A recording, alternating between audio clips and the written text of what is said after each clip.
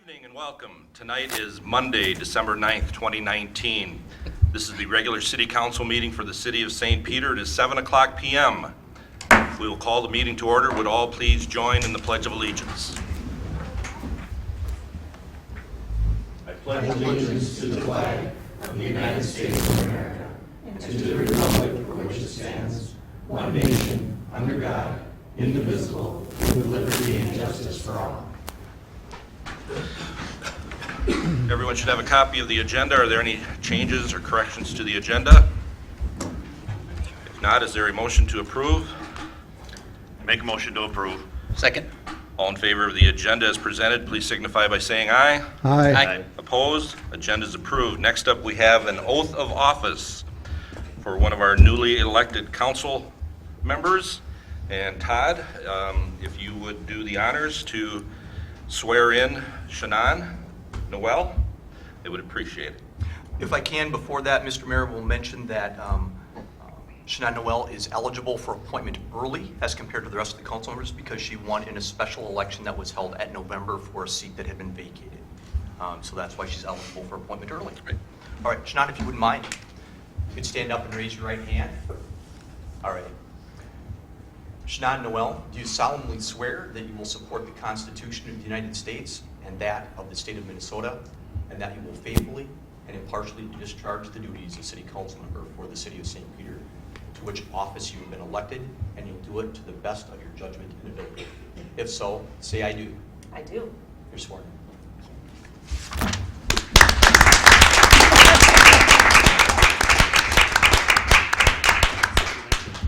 Congratulations. We are going to take just a short little recess for Shannon and her family if they want to take some pictures by the flag, and we will be back briefly. It won't take long at all. So Shannon, if you want to come up, and if your family wants to come up. Can you actually ever sign that over? Yes. From our November 25th, 2019 meeting, those minutes appear on pages 5 through 8. Are there any changes or corrections to those minutes? If not, is there a motion to approve? So moved, Mr. Mayor. Seconded. All in favor of the minutes as written, please signify by saying aye. Aye. Opposed? Those minutes are approved. Next, we'll address visitors. Is there anyone in the audience that would like to speak to the council on any agenda item? I know Mr. Lambert we have for the veterans. Anyone else that would like to speak to the council on any agenda item? Is there anyone in the audience that would like to speak to the council on any matter whatsoever? And if you would, at this point, since we're next on there, if you want to come up and state your name and address and tell us what you would like to speak to us about. And have a seat right in the middle there. There you go. Good evening, everybody. My name is Cameron Quick. I live at 220 South Minnesota Avenue, right here in Minnesota, or in St. Peter. My primary concern is the lack of snow removal. You can pay a couple of guys to go and water plants, but we can't have somebody moving snow. And it's a safety concern. It's not even like, it shouldn't be left up to the business owners because they're not doing the job. So that's just something that I wanted to draw up for a long time. I do a lot of my, I'm a pedestrian. I walk pretty much everywhere. And trying to cross 169 has become nothing but a nightmare.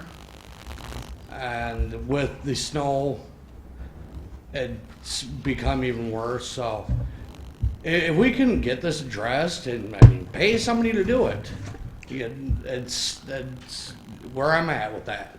Is it your concern all over town, or is it just on Minnesota Avenue or Front Street? It's Minnesota Avenue. I understand like the citizens that own residential, that is their responsibility to clear the sidewalks, but It is also the business's responsibility. I understand it as well. Okay. It's just you can't, the businesses aren't doing the job. Okay, And I don't want to break my neck. right. No, I And understand. it's almost happened way too many times, even this past season. What happens, especially in the residential situations, if someone comes in or calls and says, hey, the sidewalks aren't clear, then the city will go out and address that situation. Right. But we don't have, I'll be honest, we don't have enough personnel to go around to every intersection and to monitor whether somebody's done their job or not. No, and I get that. So, But no, like I said, my primary concern is Minnesota Avenue. okay, all right. And it's, So Cameron, so primarily on Minnesota Avenue, I know one of the things that the Director of Public Works and I have talked about is having some further discussions downtown. Do you think it would be helpful to give more notices or maybe work through the Chamber of Commerce to make folks more aware of a sooner timeline? Do you think that would help with businesses downtown? I think that could actually be helpful. It would be at least a great step in the right direction. Yeah. One of the challenges we face when there's snow, maybe more than a couple of inches, I can't say exactly because each snow is a little bit different. Some are heavier, some are lighter, some are more, containing more water, is that typically when we plow, the first night is plow of the community, and then the second night is a cleaning downtown to get the stuff off the curb. We're not responsible for the sidewalk, but we try to remove from that curb and, at least on 169, what I would call the parking lane areas. Yeah. And so that works pretty good on that second night? Is that, And you're really talking about that somebody first? Somebody needs to to ask for for lack of a better way of putting it, because the businesses don't care. Okay. And they're not doing their responsibility. And that first snowfall that we got, somebody just drove right through, and they couldn't bother to drop blade. So that really frustrates me. Sure. I don't know who that was, and I can't speculate. It's still really, it's become a safety concern. Sure. Well, I think you're raising a great point. From my perspective, one of the things that we do would be to try and communicate with the businesses a little bit more. Okay. I don't know that we're in a position just to take over their sidewalks and make that go, so there'd have to be some communication, but you raise a great point, and it is a struggle in those areas, especially when the snow comes off the roadway, so we appreciate Right. that. Thank you, Yeah, Cameron. that is my primary concern. All right. Thanks for sharing with us, We will, Cameron. right. we will look into it. Thank you. I appreciate your Yeah. time. All right, thank you. Next up, we have the consent agenda. The consent agenda begins in detail on page 9 and concludes with the resolution on pages 28 through 30, and includes the following budgeted items in excess of $10,000. Excuse me, to Professional Water Technologies for a blanket purchase order for phosphate-free anti-scalant for $26,100. To Hawkins, Inc., for a blanket purchase order for caustic soda for $36,100. To Vidinvar Solutions USA for a blanket purchase order of sodium metabisulfite for $11,000. To Terex Utilities to replace a flatbed on a 2006 Ford for $17,998.80. To Graymont LLC for a high calcium quicklime for $29,222.50. To Chemisolve Corp. for biosolids polymer for $29,394. To Chemisol Corp. for ferric chloride for $45,160. To Chemisol Corp. for a pre-treatment polymer for $10,580.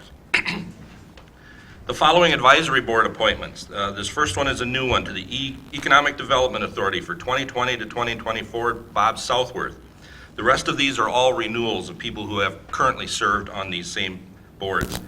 That the Housing and Redevelopment Authority for 2020 to 2024 to Marianne Scharf. The Library Board to Jim Nickris for 2020 to 2022. Parks and Recs Advisory Board from 2020 to 2022 for Bernard Beitelman and for Al Christensen. The Planning and Zoning Commission for 2020 to 2022 for Scott Fitchner, and Tourism and Visitors Bureau for 2020 to 2022 for Jerry Hardy. Following businesses have applied or approved for licenses. For this is a correction, it is for January 1st, 2020 to January 31st, 2020. For soft drink, there are 30 businesses listed. For tobacco, there are 12. For amusement device, there are 7 businesses listed. For show license, there are 5. For jukebox license, there are 6. And then a dance license for Patrick's on 3rd at 126 South 3rd Street. And once again, those are all for the fiscal year 2020. Following employee, I'm going to say reappointment, is hereby approved. Matt Ullman for fire chief.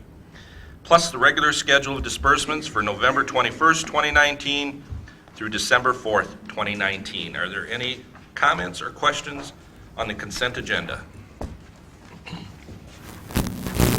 If not, is there a motion to approve? Move approval of Second. the resolution, Mr. Mayor. Are there any questions? Call the roll, please, Barb. Councilmember Pfeiffer. Aye. Councilmember Graham. Aye. Councilmember Noel. Aye. Councilmember Farrell. Aye. Councilmember Johnson. Aye. Mayor Zeman. Aye. Councilmember Corman. Aye. Consent agenda is approved. Next up, we have unfinished business, and we have one item. It is on the Veterans Memorial Project acceptance. And you want to do a little background first, or should we just let Mr. Lambert come in? I can do a little bit of background and set Bob up so that he's set to go and can get it out Come of the up park ready here. too, Bob, so just have a seat. Mayor members, in front of you is information starting on page 31 with the resolution just a little bit further back in your packet. As you may recall, a few years back, the City Council entered into a development agreement with the St. Peter Area Veterans Memorial Committee.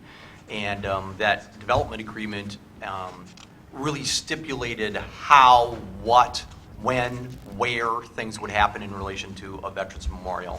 And so assuming that the committee met all of the requirements established within that development agreement, it was agreed that the council would take action at some future date, which would be today, to accept the donation of the memorial. As Bob illustrated in his letter to you, and as I've illustrated in the memo, and is also illustrated in the resolution, there are a couple things that are taken care of. They aren't quite completed yet, but they've been funded and have been assigned to outside contractors to make sure that they are taken care of appropriately. And so from a staff perspective, we believe that the Veterans Memorial Committee has met the requirements that were outlined within the development agreement. That's why there's a resolution in the packet for you accepting the donation. I'll also mention that this falls under your donation rules, and so any donation that's over $10,000, the council has to take specific action on based on your rules. So we've had very positive relationships, certainly with the committee, and work has been completed, and there's some policies that they've laid out that I recommend, and as part of the resolution you adopt. I do expect that we'll probably talk about them a little bit more later. As this evolves a little bit, maybe some additional dates and other things will have to come to play. But this is a great place for you to start and make it go at least until springtime and additional action takes place. That's all I have to report. All right. Mr. Lambert, if you give us your name and address for the viewing audience so they know who they're watching, please. Certainly. My name is Bob Lambert. I live at 36233 Fort Road, St. Peter, Minnesota. There's a few members of our board, the St. Peter Area Veterans Memorial Board, that are in attendance tonight, just to express our appreciation to the City Council and to the staff in St. Peter who have helped us make our Veterans Memorial possible and for the use of Minnesota Square Park. It's greatly appreciated, much more than you possibly know. The project is basically finished, with the exception of the hookup of the irrigation system. It's all ready to be hooked up, but if we hooked it up this fall, we would have hooked it up one day and blown it out the next day, so they just decided to leave it open until next spring. And the same contractor that you use is already prepaid to have that done in the spring. The only other thing is we have the light bollards that are going to be in place to light up the outside walls. They won't be delivered until December 13th. Looking at what's going on outside right now, I would say probably those won't be installed until spring. The concrete pad is already there. All you have to do is bolt them down and hook up, and the electricity is right there to them. But it's probably going to be maybe a better job to do in the spring when you don't have to remove snow and ice and everything else. And the last thing, there's about 40 additional names that have been submitted and paid for to put their names on the wall, but they missed their deadline to place them on the wall this year. That money is also, will be in hand for, we'll give to the city. When we finish our project, we'll be transferring all of our available funds at the end of December 31st. It'd probably be $4,000 to $5,000, maybe a few $1,000s more than that, to the city. That goes on top of the $5,000 we gave to you before we started the project. And then the money that comes in to pay, that people pay to have names on the wall, more than pays for putting those names on those walls, and provides enough additional money to put names on the honor wall if and when those are added in the future. We will be closing down our 501c3 as of December 31st of this year. And at that time, all of our funds from our bank account will be transferred into the city's bank account that is the fund that is designated for this memorial. The project ended up costing a little over $800,000 with the addition that we put on for lighting the outside and landscaping the outside. And all of that money was donations. There's not one penny of tax dollars in that project. We've appreciated the cooperation of the city staff and the city council in getting this project completed. We would recommend that any time in the future, if the city has questions regarding operation or maintenance because our board's going to go away, that you would refer those to the American Legion. A lot of our board members are involved in that organization, and if there's something that you think it ought to be at least bounced off veterans or whatever before you'd make some kind of a decision, that's probably the organization I would recommend you refer to. So other than that, we just want to, we've come here tonight just to thank you for your support. We think the project turned out to be as good as we'd hoped it would be, and we've heard nothing but really fine comments about the project, and hope you're pleased with it as well. Thank you. I can't speak for everyone, but I can. I'll speak for myself. It is a great addition, and I know it was a long time in making, and it worked out. I think for everybody involved, with the addition of the new pavilion, and I've told other people this, and the Veterans Memorial. We have one of the premier parks in southern Minnesota for sure. Yep. And it just is really, really an asset, I think, to the community. Yeah. I don't know if anybody else had anything they wanted to ask Bob or anything else, but for all you guys, guys and ladies, for all your efforts through the years to have this done, I know it was quite an undertaking. So, thank you. Appreciate it. Thank you. Thank you. All right. Mayor, members, the resolution accepting and providing for the policies are on page 36. That being said, is there a motion to approve that resolution? I'll make a the motion to resolution, approve. Mr. Mayor. Second. Any other questions or any questions? Just, Mr. Mayor. Yeah, go ahead, Ed. Is there a security system down at the park? We're not going to tell because the people. So there is video surveillance Okay. at the Veterans Memorial. I was just curious, just because it's expensive and I'd hate to see it get damaged without it. Yeah. Any other questions? Call the roll, please, Bert. Councilmember Grahams? Aye. Councilmember Noel? Aye. Councilmember Harris? Aye. Councilmember Johnson? Aye. Mayor Zeman? Aye. Councilmember Conlon? Aye. Councilmember Pfeiffer? Aye. Resolution is approved. Next, we have new business, and the first up is the 2019 tax levy for the 2020 budget. Sally and Todd, mainly Sally, I guess. Yeah, mainly Sally tonight, if that's okay, Mr. Mayor. That's okay. All right.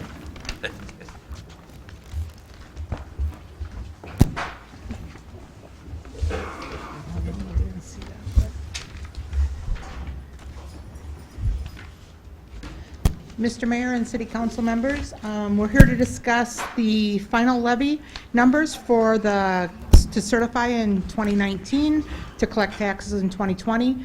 And because these numbers are so tied, we'll also be asking for approval of the general fund budget also.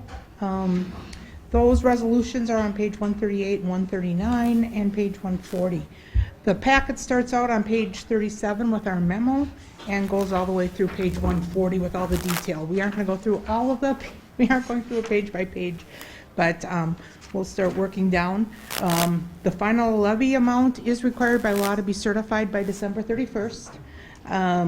We have to set the preliminary levy by the end of September, and once the preliminary levy is set, we cannot increase the levy amount, we can only decrease it. So, or stay the same, but there's no increases from there.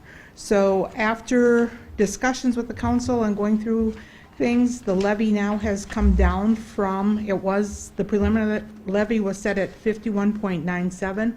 We are now at 51.58 is what we're proposing for the final levy. Changes from the preliminary levy, there's mainly 3 areas. The 2019 equipment certificate, we went out for bids after the preliminary levy. Those bids came in favorable due to interest rates that we received from a bank. So we were able to lower the levy amount from $103,000 to $98,000 for next tax year. Also the 2020, when we were budgeting for the equipment certificate for 2020, the road grader, which was the major part of it, we budgeted at $275. When we went out and got quotes, it came in at $248. So we were able to reduce the equipment certificate in total from $395,000 down to $268,250. And then also the proposed tax levy increase on property increased slightly when we got the final numbers from the city. So that came up to 5.2%. It was at 4.8. So the tax capacity went up to $6,270,840. So those are the major changes, generating about $156,000 of additional tax revenue. Sally, I'm going to stop you. You said the equipment certificate was reduced from $395, and I thought you said $268. It was actually $250. $250? Yeah. 2020 equipment certificate says $395, $250.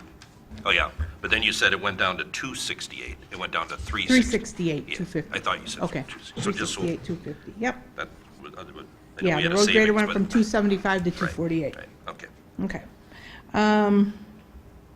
So on page 46 in your packet is the tax levy. There is a slight change on that as we're going through it. I gave handouts to the council members, and that's showing the 5158. The tax capacity increase was not on the packet, so that's the only change that's on there. All the other numbers remain the same. Okay. So we made a change on that sheet. Okay. Okay.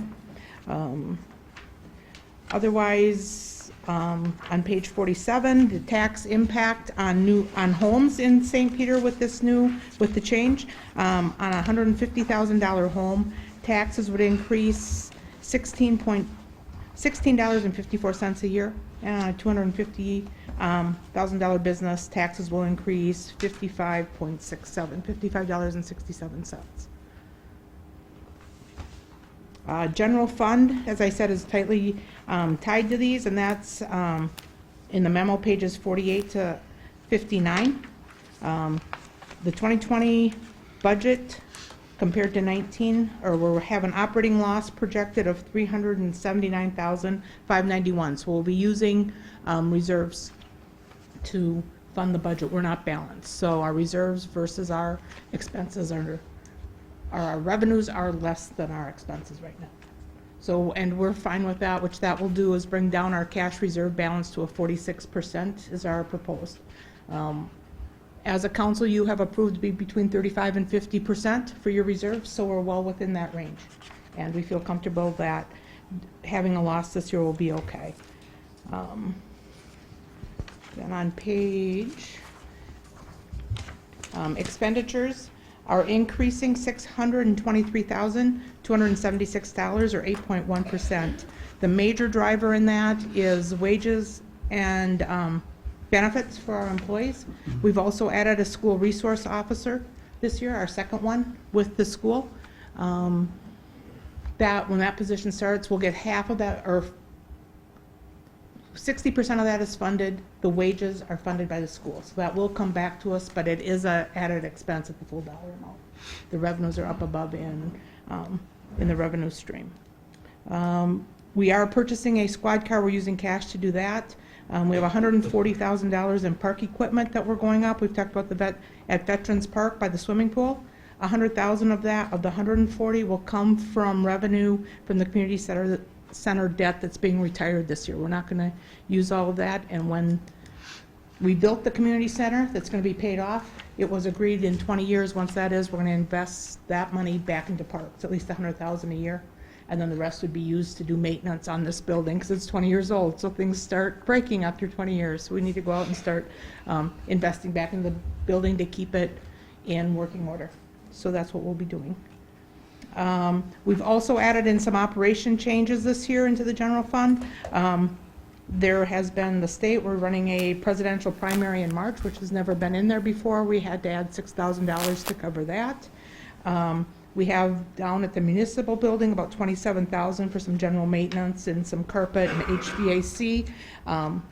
We've been limping along, it's been working well, but if one of those units go, it's about $15,000 to $20,000. So we put in a placeholder for that. If we don't need it, we won't spend it. There is some replacement going on at Public Works also for the second of a three of an HVAC system down at Public Works. That's for $5,000, and there's a floor scrubber to clean floors and stuff and get the grease off in the mechanic shop. Sidewalks, there's $50,000 for continued sidewalk improvements throughout the town. We've done that the last couple years. We keep trying to get sidewalks for safe route to school and doing sidewalks. So those are the major ads that we did. We did get it in revenues. There is $126,000 in local government aid that got approved by the legislature last year that would come back and help us offset some of our costs. also. 126,000 So- increase. Right, increase, correct. Okay. Again, some budgeting tools on page 40. The enterprise funds, which is water, wastewater, electric, stormwater, do transfer 6.5% of their revenue, of their sales into the general fund to help support parks and some of the other things, and streets, Public Works, and the rest of us. The first pavilion debt payment is in 2020, and that's $92,000. As I've said, the community service debt will be paid in full. There's a $36,500 final payment due, and then the rest, as I said, is going to go help fund parks and maintenance of this building. Fire truck grant, they're still looking at a snorkel truck.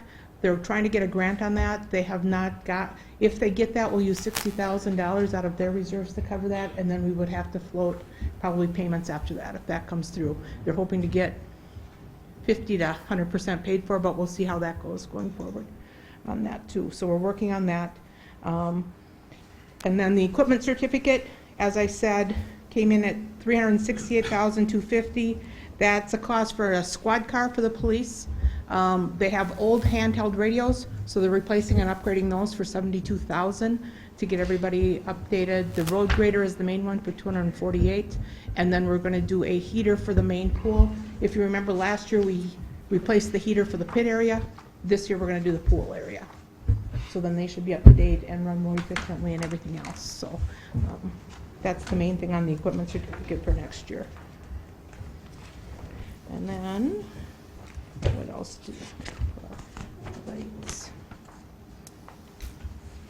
A few things to know. We are not increasing rec program fees at all next year. We're going to leave those flat. We're doing okay there with the pool and some of the other fees to get people involved, and there's no electric increases, as we've talked in all the other meetings. Items not in the budget, we have Township Road 361, which is out by the high school. We don't have any funding in there to tar that or do anything at this point. There's a park, Community Spirit Park is running a deficit. We're hoping eventually we'll sell the old sewage ponds out east of town. That will help fund that, so that money would go in there when the sale takes place. And then there's talk about a field house and City Hall. That's way down the road. That's not happening for a while, but you hear those rumors out on the street, so that's not in this budget at all, and we're not building any reserves or doing anything for that right now. The library budget is on page 60. That has an unrestricted fund balance is at a deficit of about $55,631 at the end of 19, and will grow to about $123,378 at the end of 2020. Those services and programs remain the same, and the levy amount is the same as what we did in 19. There was no change in that. We've talked about community center. And then for insurance and some of the other ones, our deductible, we're leaving, and it's self-funding, and right now we have about $150,000 balance to take care of deductibles on that going forward. There's some graphs that are in the packet. As you can see, our revenues next year are projected to be $7,945,566. And then, again, our expenditures are at $8,325,197. And then there's just some different iterations on the budgets and how you want to look at it, whether it's a pie chart or whatever. Everybody has different ways of looking at it. We have them broken out between different, how public safety and all the rest of them. But right now, I'm asking for your approval on the certification of the levies, of the levy at 51.58. That's on page 138 and 139. And that levy is an increase of 8%, 8%. 8.2%.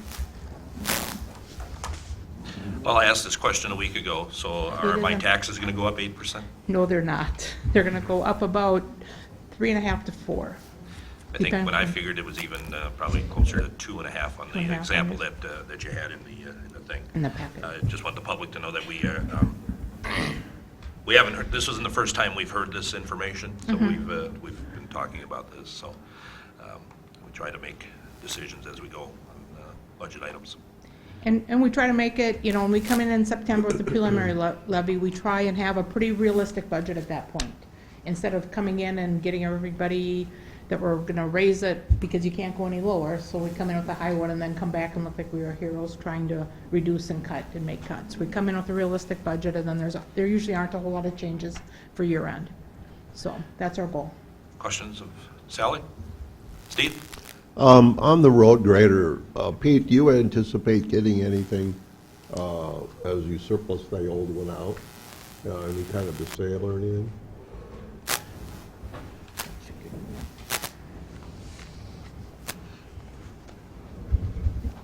That price included trade-in of the Okay. existing unit. All right, I was going to ask that question. Okay, it does.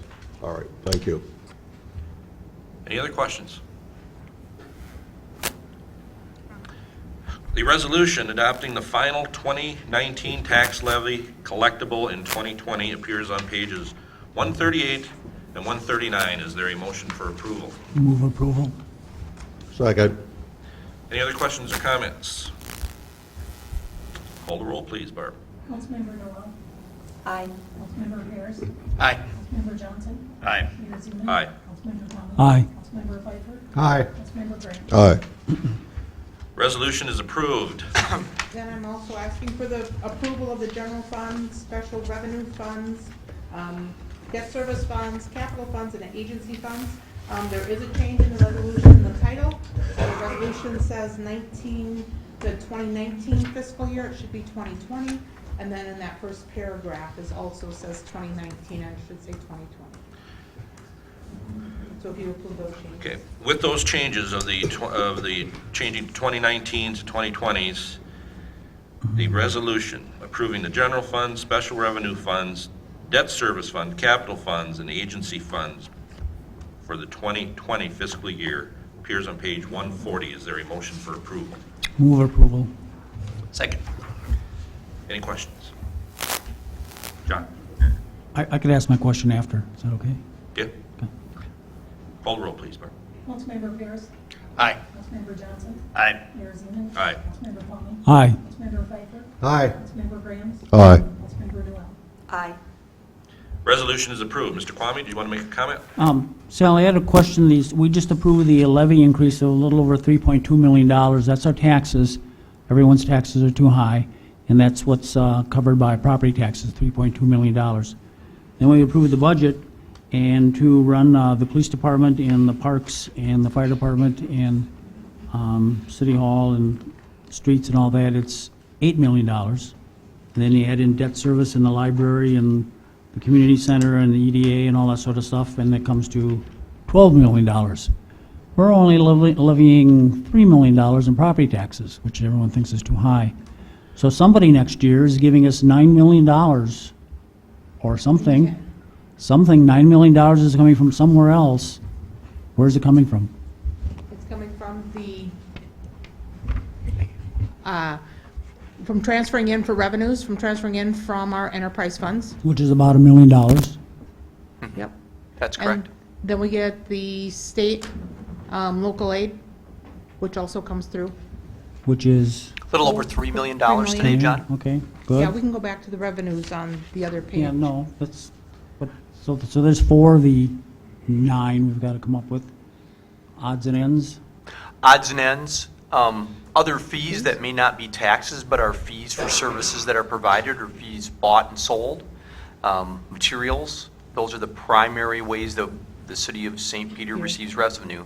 The largest issues are, in order of appearance, local government aid, taxes, and then other grants, fees, and then enterprise funds. So the city of St. Peter, the city of St. Peter, to run the city, is a really big animal. And the property taxes are a quarter, a little more.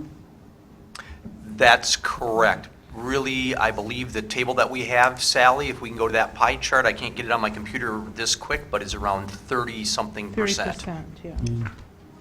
Yeah, Yep. property taxes account for 30% of the general fund revenues. Well, Anything else, John? 3.2. Property taxes are 20%. State grants and aids are 43%. 3.2 divided by 12.4 is 25%. Yeah. Yeah. It's not property taxes that pays for, it's not property taxes that pays to run the city. Part of it, Part of it. They part, 25%. 25%. Anything else, John? All right. Thank you, Thank Sally. you. Next up, we have the Safe Routes to School grant application. Mr. Moulton. Mayor Zeman and City Council, I'm here again for the third year to ask you to allow us to finalize the 2020 application for Safe Routes to School. Similar to what we have done in the past, if you would approve the resolution and authorize staff to move forward, we are applying for a grant for 80% of the construction cost. A little over $357,000 would be the grant portion. Under this scenario, we would be responsible, the city would, for 20% of the construction cost plus design and engineering for the entire project. We feel we've got a great application. By finalizing this, we would be sending in letters of support from the school district and from law enforcement. It would be the same application as we've submitted the last 2 years, where we've finished roughly 4th in both of those areas, and we'd like to move into the top 3 and get funded. What I'm asking you to do is approve the resolution on page 144. Questions for Pete? Pete, we thought we were looking good, like you said, 2 years ago, last year. Yep. What happened? Well, there's a lot of great applications out there. You know, we've been fortunate that we've received a grant in previous years, and I'm sure that's part of the consideration. Plus, St. Peter gets its fair of aid through a variety of different things there. All right. When do we hear on this? This will be the spring of this year, 2020. All right. Any other questions for Pete? Steve? Pete, can you go through the map and explain it, what all the circles represent? You know, for myself, when I'm trying to Sure. read through your letter, but a little bit more specific detail what the application you're trying to do. Right. with it? Well, the main focus of the map that you're seeing up there would focus on improvements north of North Elementary, getting kids that are walking to school on a safe route, a sidewalk that would be in the boulevard or other areas maybe along the trail there. You'd also see improvements along Washington Avenue there. That's the clouded area going north of Broadway. There'd be an improvement that we're looking at on Broadway Avenue related to the signal system where students cross there, trying to get to the middle school. and then a little bit of work by South Elementary there that would tie in our sidewalk system both on Washington and then going up on Jefferson Avenue. I mean, I'm a user of the sidewalks, and whatever you do, Pete, I truly appreciate. And any money that you're able to acquire, I truly appreciate it from my perspective. Thank you. So I have a lot of respect and admiration for what you've done for people in the community that use sidewalks. Any other questions or comments? The resolution authorizing transportation alternatives solicitation funding application for the St. Peter Safe Routes to School project appears on pages 144 and 145. Is there a motion for approval? Move the resolution, Mr. Mayor. Second. Any other questions? Call the roll, please. Councilmember Johnson? Aye. Mayor Zeman? Aye. Councilmember Coleman? Aye. Councilmember Pfeiffer? Aye. Councilmember Graham? Aye. Councilmember Noel? Aye. Councilmember Pierce? Aye. Resolution is approved. Thank you. Thank you, Pete. Next up, we have a 2019 equipment certificate purchase for a pool slide. Mr. Schugel. Thank you, Mr. Mayor and council members. I'm here to ask for approval of a purchase of a flume pool slide from Miracle Recreation for our outdoor swimming pool in the amount of $16,979.22. An aquatic play feature was planned for purchase in 2019 off of the equipment certificate, and that was approved by all of you, City Council, in December of 2018. So what we did is staff identified where we think the best use of these funds were to add a play feature for our outdoor pool, and currently we have 2 low boards and a high board. So it was kind of identified that if we take out one of the low boards and add a pool slide, we're not taking away an amenity for the pool and also adding a new one. So that was identified as our top priority there. We did get 3 quotes in. I recommend the lowest quote from Miracle Recreation in the amount of $16,979.22. You will see a picture in your packet of what it looks like. The only difference in this picture is the steps would be located, if you're looking face on the left side of the pool. That would better equip the kind of where we have people moving throughout the pool deck for safety concerns. Also, guards will be able to better manage those areas as well. Okay. I am here to answer any questions you may have. Joey, is that a polymer slide? Polymer. Polymer? Polymer slide, it is, define polymer for me. Plastic? Yes, it is, yes. Because the metal gets really hot. It does, it does. So this is your standard outdoor playground equipment. This type of slide could be in an aquatic facility or at an outdoor playground. It's not susceptible to chlorine or any of the water to corrode or any of that either. So it's designed to stand up to that. Any other questions? Joey, I see you have a bid from the same company for a Dash 102. What's the difference Yes. between the two? So the difference in that one is it's a little higher. Okay. So the deck goes up a little higher. A little higher in longer. price or in the? A little higher price too. Yes, All right. higher in height. The deck, the pool deck, a couple more steps would be added. Okay. So So that's where, 7 feet tall, this is about 5.5 feet tall. okay. All right. Roger? The installation's included. Is that running the water and everything? Yep, so really what, we have a few options on how to get water to the slide. And the best part of talking with the internal staff and our CPO, the state recommends us to do it a few different ways. Pools do it a variety of ways. The best way for us to do it is to run it from the gutter or the skimmer, and we'll create enough pressure to go down to have the water flow to make it acceptable per state guidelines. Any other questions?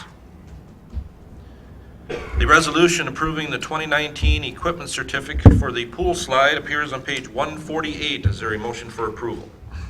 So moved, Mr. Mayor. Second. Any other questions at this point? How did that feel, Shanad? Was that good? Call the roll, please.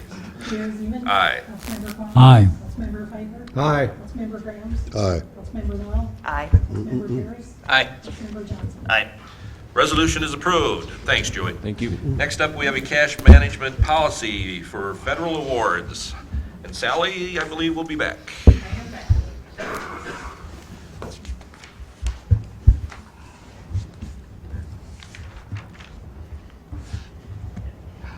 Mr. Mayor and council members, I'm here to have, on page 151 and 152 of the packet is a resolution asking for your approval for a cash management, allowable costs, and procurement policy for federal award compliance.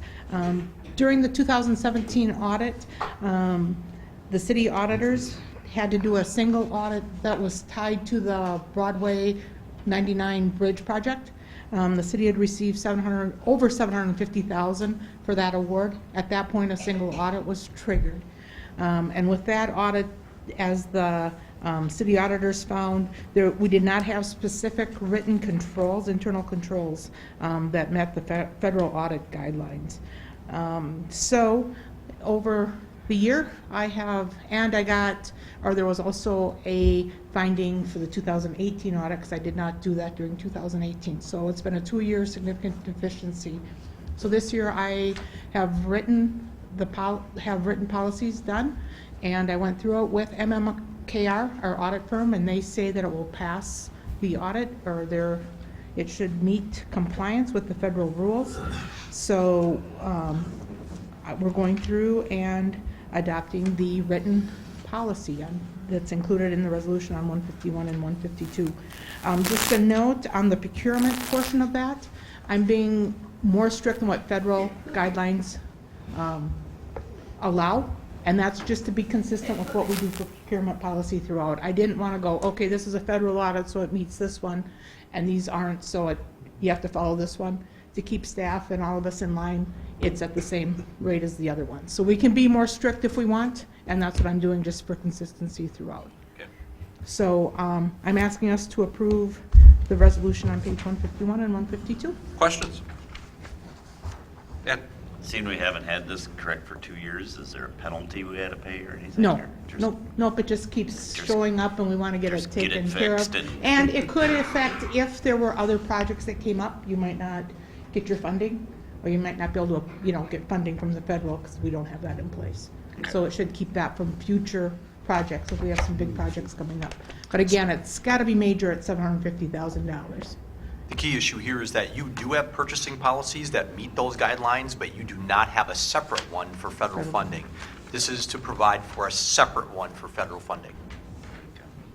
Thank you. Any other questions?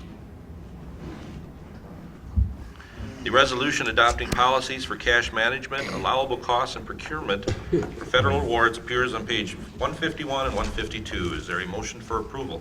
Move approval. Second. Any other questions? Call the roll, please. Councilmember Quinn. Aye. Councilmember Pfeiffer. Aye. Councilmember Graham. Aye. Councilmember Noel. Aye. Councilmember Paris. Aye. Councilmember Johnson. Aye. Mayor Zeman. Aye. Resolution is approved. Thank you. Thanks again, Sally. Next up, we have the hospital CEO appointment concurrence. Todd? Mayor and members, the information starts on 153 with a resolution on page 155. Many of you participated in the process to hire, interview, and review qualifications for a new River's Edge CEO upon George's leaving here the 1st of December, the first week of December. Again, many of you participated in that process through a committee of the whole and through activities that occurred over a 3-day process, 2.5-day process with those candidates. A preferred candidate was selected. At the last hospital commission meeting, they entered into a contract with Joseph Stratton, so it waits your approval. As you know, your ordinance provides that the city council and the hospital commission must concur on both the hire or the termination of a hospital chief executive officer. This would be that concurrence. Again, the resolution is on page 155. We do have a signed contract with Mr. Stratton, and so everything's set to go other than action on the part of the city council. Okay. Questions or comments? During those interviews, as you said, Todd, we had 4 of our, at that time, 6 members there. So we were represented, I thought, fairly with the hospital commission, so, and it was a consensus. Was it not? It is astonishing to me, excuse me, it's astonishing to me that we can go through a process like this with qualified candidates, and this is a highly stylized, regimented, step-by-step process over a number of days that I find to be, Mickey Mouse isn't the right word, but it's very, very, very particular about what is done. But when you get to the end of it, and there are 10 or 11 members sitting there of the hospital commission and the council all sitting in one room and have been through all this, it's not even necessary to vote. Everybody already knows. The consensus is arrived at through this process, which is astonishing to me how well this works. So hats off to whoever came up with this. Thank you, Todd. Anyway, any other questions or comments? Not, the resolution providing concurrence with hospital commission recommendation on the hire and employment agreement for the new hospital CEO appears on page 155. Is there a motion for approval? So moved. Second. Any other questions or comments? Call the roll, please. Councilmember Pfeiffer. Aye. Councilmember Graham. Aye. Councilmember Doyle. Aye. Councilmember Paris. Aye. Councilmember Johnson. Aye. Mayor Zeman. Aye. Councilmember Plum. Aye. Resolution is approved. Next up, we have the 2020 Parks Union contract. Todd? Mayor members, as you know, you have 5 bargaining units within the city organization. This is the last, this is the only contract that you have within those 5 bargaining units that is up at the end of 2019. All the rest were 2-year contracts and run through 2020. This is a 1-year contract. There are only 3 significant issues. There are changes within this contract. First of all is, again, it's a 1-year contract. It provides for a 3% wage increase for the positions, and it makes sure that any grammatical errors or typos and dates are all correct. A copy of the contract is included in your packet and runs for a number of pages through 157 through 174, and a resolution on page 175 providing for approval of the contract. We do have a signed contract in hand from the bargaining unit, so they're all set to go. Last action is on the part of the city council. Okay. Questions? Not. The resolution approving contract by and between the City of St. Peter and International Union of Operating Engineers, the Parks Department, appears on page 175. Is there a motion for approval? So moved, Mr. Mayor. Second. Now, any questions or comments? Call the roll, please. Councilmember Graham. Aye. Councilmember Doyle. Aye. Councilmember Paris. Aye. Councilmember Johnson. Aye. Mayor Zeman. Aye. Councilmember Plum. Aye. Councilmember Pfeiffer. Aye. Resolution is approved. Next up, we have the non-union employee wages for 2020. Todd? Mayor members, the information and an extensive memo starts on page 175, 176, I'm sorry, and runs through 178 with the resolution on page 179. The resolution provides for a number of different things. It provides for a 3% wage increase for non-unionized, non-contract, full-time and part-time employees, including fire personnel for their on-call pay. It does not, it also includes modifications to those non-unionized employees that have scales and are articulated within the resolution, which include library circulation clerks, building supervisors, and transit drivers, so their wages will also increase 3%. We also have a number of modifications that I provide for primarily on page, or explain primarily on page 177 through 178. I can go through each of those, Mayor and members, if you would like, but generally, here's what's going on. With a number of these positions, we've been on a multi-year plan to move them to the midpoint of where I believe the marketplace is. And so that encompasses a couple of the positions that you have here as well. One of the positions, specifically your information technology specialist, is converting that from an hourly to a salary-based pay system.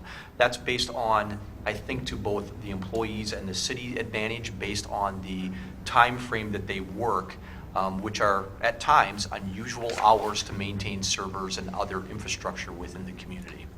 So that one's a little bit different, but it does also include a pay increase so that it matches with your information technology technician. There are modifications based on a couple of other related to the finance director and in relation to your recreational leisure services director. As you know, those are relatively recent hires and were hired at the very low end of the scale where you were at, particularly in relation to your finance director, who was hired from the private sector into the public sector, which took a lot of learning and a lot of changes occurred, and she's done an excellent job, but your goal had been to move her more towards the midpoint. You really probably hired underneath the low level in that instance because of that transition from private sector to public sector and the learning curve that was necessary. You have a couple of these that are really driven by what I, again, consider marketplace. So let me start at the top with those. Assistant lead librarian, building official, and building inspector, especially those last two. The marketplace is much higher for those. It is a challenge with cities to find building officials and building inspectors. A big challenge, and so pay is a contributing factor to that. There are not a lot of folks out there that are certified in that environment and can provide the technical skills that are necessarily within the size community and the type of permits that you see, both residential, commercial, and large institutionals as well. And so there's a change there. With building inspector, we're likely to see a personnel change in the next year. My goal is to try and continue to move this towards the midpoint so that you can be in the marketplace when you start a recruiting process for that building inspector, because again, that will be a challenge for you. In relation to police chief, public works director, those are driven by the marketplace. Both of those, I've been trying to make sure that, especially within our more localized region, we are very near what similarly sized departments are paying for police chiefs and for public works directors. And then the last one that I'll mention specifically is the transit compliance manager. This is the third year of a pay modification to make sure that your compliance manager and your operation manager are paid the same amount of money. This one is called out, even though it's not significant, but this one is called out to address the 7 cents per hour difference that remained after the first 2 years of that process. And so we wanted to make sure that that was accomplished appropriately. There's no change in pay scales for seasonal or temporary positions as a part of this action. And again, this does not impact any contract employees. Happy to answer any questions that you might have, Mayor and members, but the resolution is included on page 179. Okay, questions? Seeing none, the resolution establishing the 2020 wage for non-union, non-contract employees appears on page 179. Is there a motion for approval? So moved. Second. Now any questions? Oh, Roger, I'm sorry, go ahead.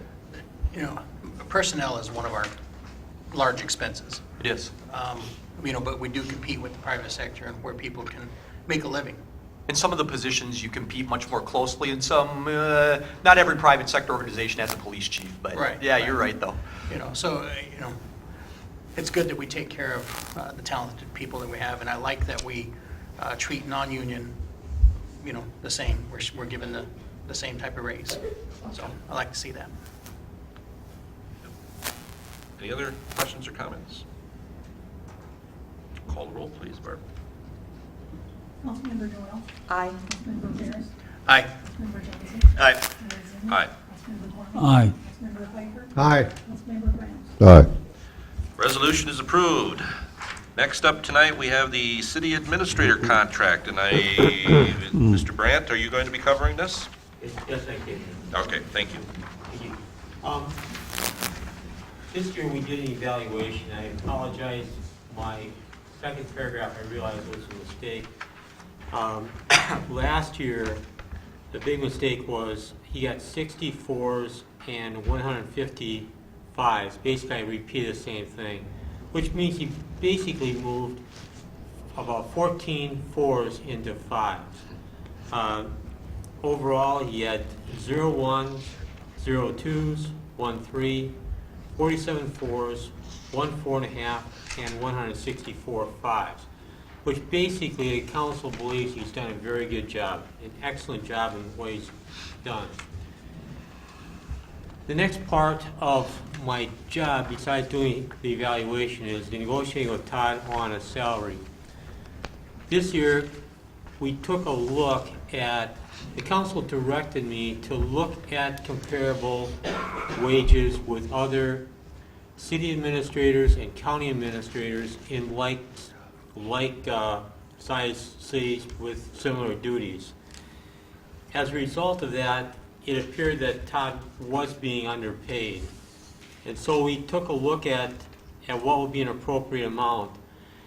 And in doing this over the last several years, we've looked at the city's accomplishments over the last year. Because of the increase, to try to get Todd into marketplace like we have with other city employees, I think it's important that we look at Todd's body of work over the last 22 years and not merely the improvements over the last year. In looking at this, probably the first thing to look at is what happened after a tornado. Todd had been here a total of 4 months, and we had one of the most toughest periods of our time. Todd's leadership showed in the initial aftermath of the tornado. One of the first things he told city employees at a time when everybody was concerned that the city was going to lose jobs, move away, it would be disappearing. Todd said nobody's going to lose their job, which helped city staff. And he exhibited a number of critical leadership roles in that thing, called many special meetings, and the council as a whole worked very hard to bring this together. One of Todd's real qualities that I see in his leadership is he always refers to the city as a team. It's not Todd, it's the team, it's the city as a whole. So looking at tornadoes, there's a number of major accomplishments the city's made. The Catholic Church was destroyed. The city was able to buy out the Catholic Church property, put this building on it, and allow the Catholic Church to develop a larger, more friendly and bigger facility along Broadway. We have Central Square Apartments that used to be old Arts and Heritage in Central Square building, which were destroyed. The Saving and Reconstruction, a Nicollet Motel, and numerous buildings downtown, as well as housing throughout the city. Also, his leadership has developed a housing partnership with Southwest Minnesota Partnership, which has allowed us to develop Nicollet Meadows and Washington Terrace, and also continuing to work on Traverse Green. The old hospital site was developed into Park Road Crossing.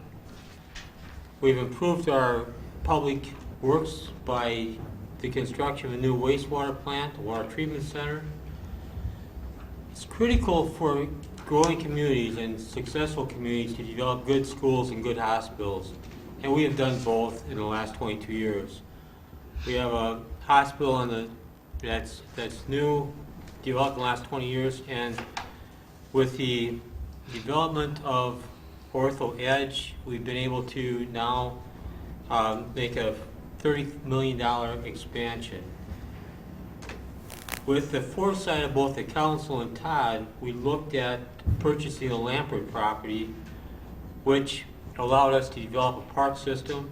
It also allowed us to trade properties with the school, so the school and the city could be developed together. And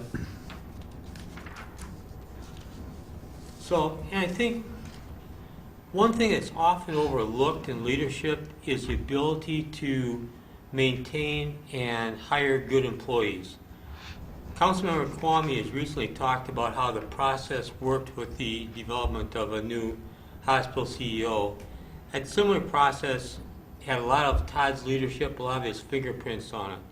And it's been allowed us to transition from Lou Gieske and his retirement to Pete Moulton, from Jane Timmerman, her retirement, to Joey Schugel, from Paula O'Connell to Sally Vogel, and now the hospital CEO. I think all of those things were positive steps, again, led by Todd's leadership.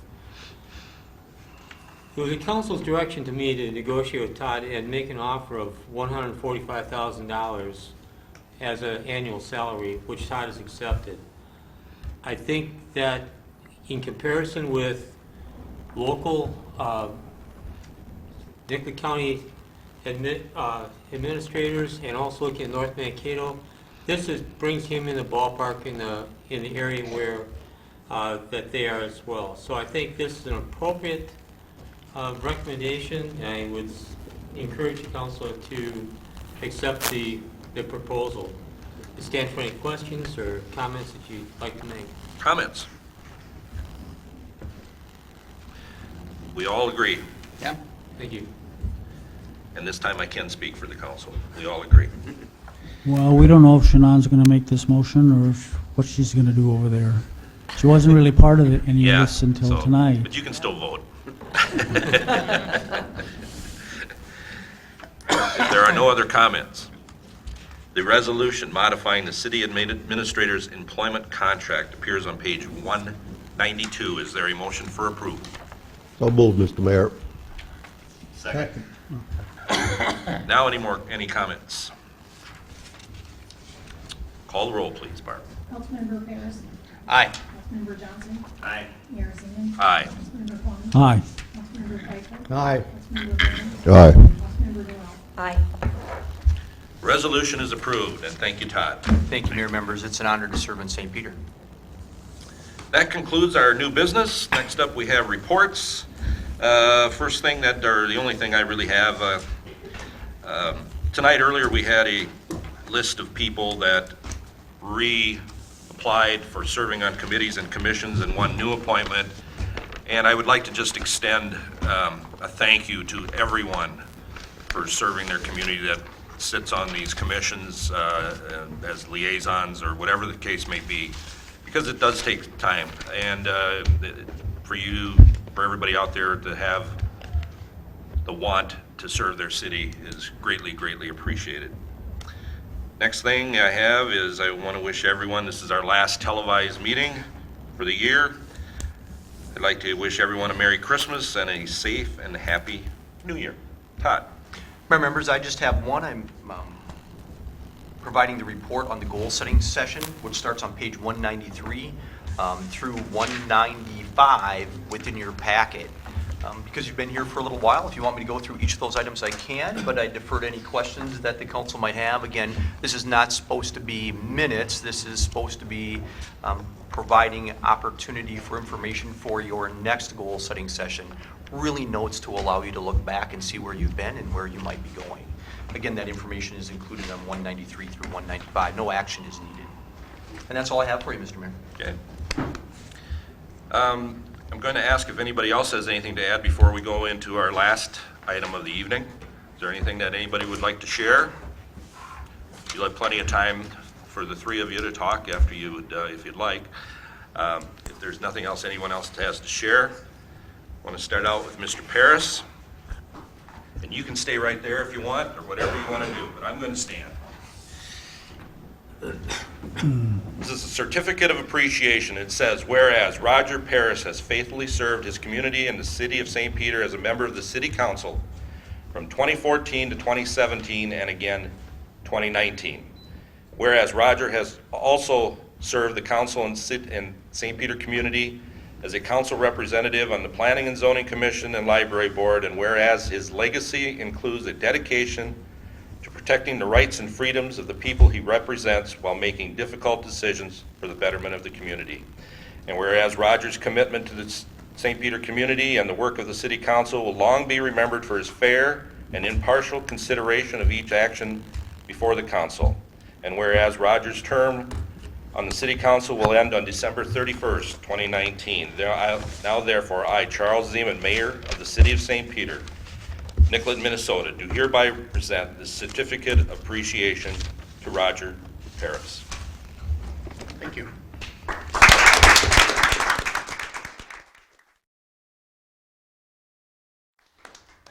Appreciate it. You can have a few words if you want before we move on. Said enough over the years. Take, Mr. Kwame said. You know, it was started out kind of as a difficult, maybe last year. Difficult might not be the right word, but I don't know how you did it, but you did it. You let it roll off and you moved on. I appreciate that effort on your behalf. Thank you. And the mayor forgot to mention that Roger has provided us more than the usual amount of entertainment with his screwball ideas and off the wall philosophies of life. And you only have 5 years to do it. Just think that you can do it in 28 years. You're still young. Next, we have a certificate of appreciation. Whereas John Kwame has faithfully served his community and the city of St. Peter as a member of the City Council from 1992 to 2019, making him one of the longest tenured continual members of the City Council. And whereas prior to being elected to the City Council, John has served many years as a member of the Planning and Zoning Commission, and whereas John provided valuable input and comment during his tenure on the council as a member of both the Planning Commission and the Economic Development Authority, and whereas his legacy includes development of several comprehensive plans for structured growth in the community, planning for development of numerous subdivisions, and work to rebuild the community after the 1998. And whereas his performance of the duties and responsibilities of the council member has been characterized by extraordinary dedication to the city. And whereas John's term on the City Council will end on December 31st, 2019. Now therefore, I, Charles Zeman, Mayor of the City of St. Peter, do hereby present a certificate of appreciation to John Kwame. We thank you.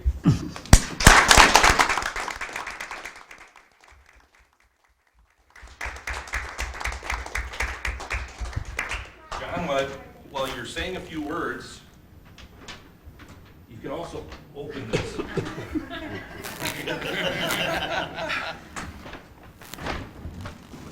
Merry Christmas. This, John, is for the Kwame tradition and probably an heirloom. How about that? You're kidding me. What? What are you doing? First of all, I am moved beyond words. The mayor has given up an antique gopher blanket that Mart and I, my wife and I, took up to the Minnesota-Wisconsin game and sat in the rain, in the wind and cold, followed by the snow, snuggled under this sopping wet, staying warm. You're really giving this up? I am giving that to you, and like I say, start a Kwame tradition and heirloom. My father's had those tickets.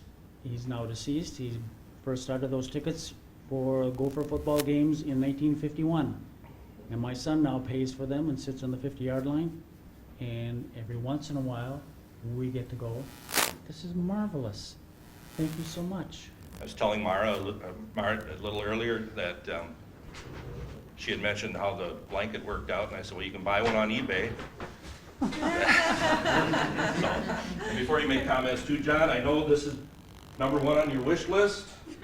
There's no chain for it, but you can, use it to look at and think of us in the future. The City of St. Peter, along with many organizations, when somebody retires after a number of years, gives them a watch or a clock. And I said, I've sat and looked at this clock for a long time, a very long time. It's never worked well. It always stops. It seems to stop especially when Jerry is talking.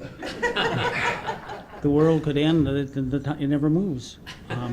So this would be a treasure. My retirement will last much longer because the clock just moves that much more slowly.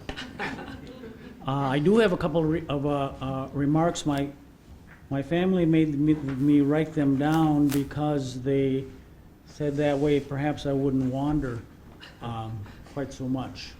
So here is my speech. I will give it to the community because that's really, the people here mean a lot to me. But what I'm doing this for is the people out there. The first words that somebody in this position usually says is, what an honor it has been to serve the community. And of course that's true for me too. I mean, I've been elected 7 times when every time there were alternatives on the ballot, and yet I was the one elected. But nobody does this for 30 years for the honor of it. To do this work, and it really is work, Shannon, it really is work. It's because it's interesting, stimulating, and enjoyable. It's also boring, frustrating, and anger-provoking at times. Possibly not for you, though. This community, St. Peter, physically looks a great deal different than it did 30 years ago. Part of that is, of course, due to the tornado and our response to it. But more importantly, I think this community thinks and behaves differently than it did 30 years ago. We as a community have changed as the world has changed, of course, but the city government here is more professional, more proactive, spends more time trying to think about the future, anticipate the future, than I remember city government doing 30 years ago. It's just a remarkable change. Much of that is due to our outstanding staff, and we have an outstanding staff. But staff doesn't really get to do much, get to go very far without the political support of the council. Convincing volunteers on city commissions to accept ideas and make proposals to the city council, and then convincing city council members to accept those and vote them into place. That's one of the most important things. The biggest part of the work of an effective council person is that selling, is that interpersonal stuff, making these things happen. There are people who serve on the councils because they want to represent the community. That's great. That's fine.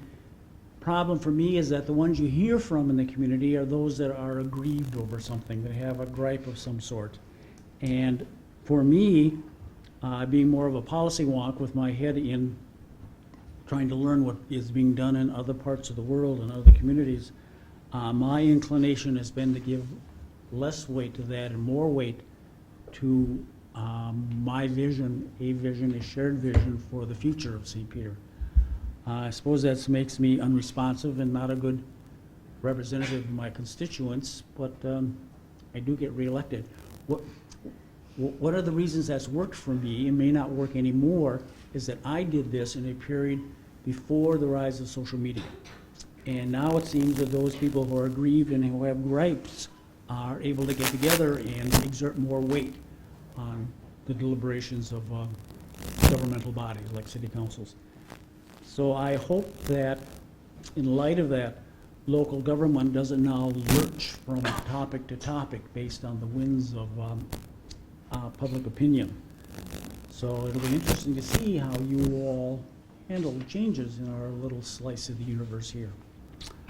I served, I think, about 8 years on planning and zoning and 28 years on the council. I served with almost nobody that I wouldn't be happy to serve with again. It's not clear that's a universally held opinion, but I certainly would do that again. There are an amazing number of talented and dedicated people in this community who are willing to take their time to serve and to put St. Peter first, try to make this a better community. The city staff I've worked with, including those in the trenches who actually do the work, are remarkable people. Competent, dedicated, hardworking.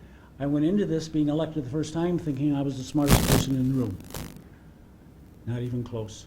Not even close. We are so lucky to have such a staff as we have working for us. So, that's the end. Thanks for the memories. There have been some really fun times to balance with the work that this takes. I believe I've made a difference in the community, and I'll leave with that thought. And I cannot wait to see the improvements that these new people are going to make. So, thank you all so much.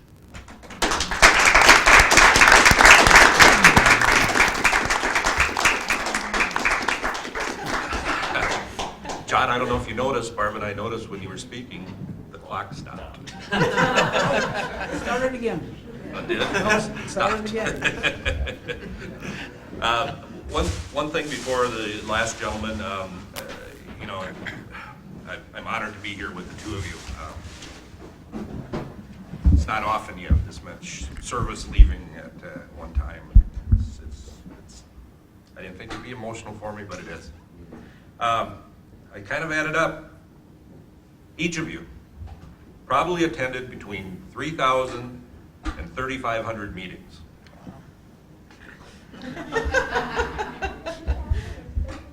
I remember every one. I remember every one of them. Jim mentioned a little earlier all the things that Todd had accomplished. Both of you were here for all of that. And those accomplishments are really, really important to this city. With that, Mr. Pfeiffer. Whereas Jerry Pfeiffer has faithfully served his community and the city of St. Peter as a member of the city council during the periods 1978 to 1986, 1998 to 2014, and 2016 to 2019. And whereas Jerry is an important contributor to his service on not only the city council, but on the hospital commission and economic development authority. Whereas his legacy includes planning for development of a new hospital, library, community center, numerous public works buildings and facilities, and rebuilding the community after the 1998 tornado.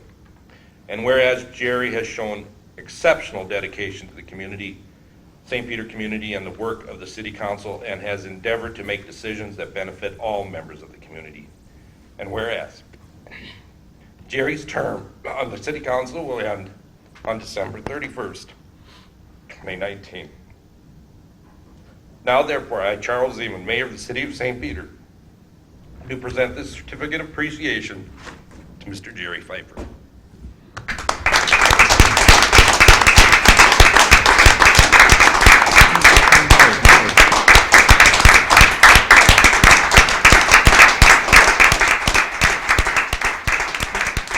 Mr. Mayor, I thought this would be on papyrus. Because the Dead Sea Scrolls were, you know. I want to thank everyone here that I've worked with over the years. Some are no longer with us, but it's been a great run, and I purely enjoyed it. My only regret is I wasn't able to do enough for the handicapped and seniors. It is my belief that the seniors and handicapped should have the option of having their mail delivered to their door, their papers delivered to their door, and even groceries delivered to their door. And I've just run out of time, but I hope somebody else will pick up that gauntlet. I feel so proud and so honored to be a small part of St. Peter's history. And I can't thank all of you enough for the support you've given me over the years. Thank you. Thank you, Jerry.